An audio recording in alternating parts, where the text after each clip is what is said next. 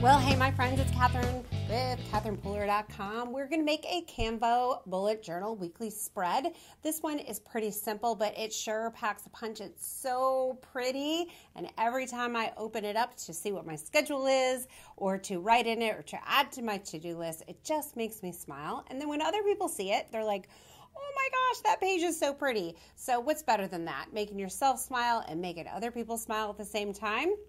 It's a win. So the first thing we're going to do is do the two lines up at the top. I just did the, connected my dots, and then in the next row connected the dots. And then I went down in thirds.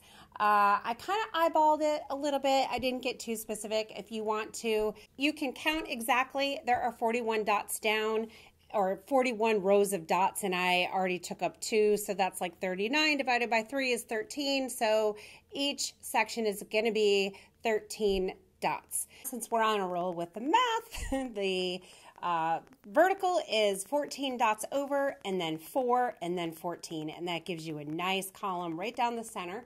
And then I can color it in with my blender pen. So a blender pen is a clear marker. You can use it to pick up ink from your ink pad, or you can take your ink pad, smush it onto an acrylic block or another slick surface, and then it gives you a little ink palette. Pick up the color with your blender pen, and then you'll be able to color in your Canvo.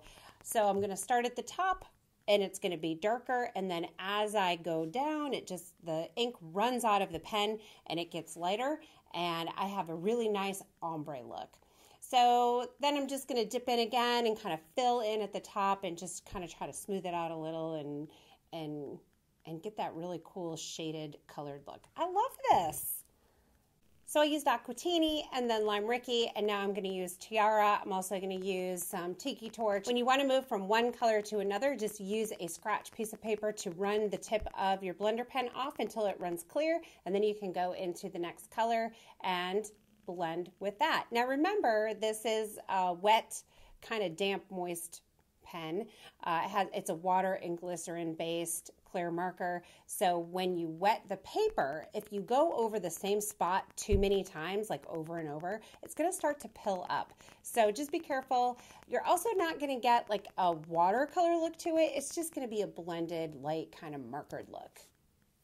Now this weekly spread is part of my November month, and I want it to coordinate with my other pages, and if you missed those, you can check out our Canvo playlist or my blog post. I'll link to that in the description below on YouTube. So I'm using the leaf motif stamp set, and I'm using the largest leaf. I love this leaf. It's really cool. It has this great pattern on it, and I'm inking it up with 2 colors at once. So I'm just inking the lighter color first, and then I'm kind of adding in the second darker color.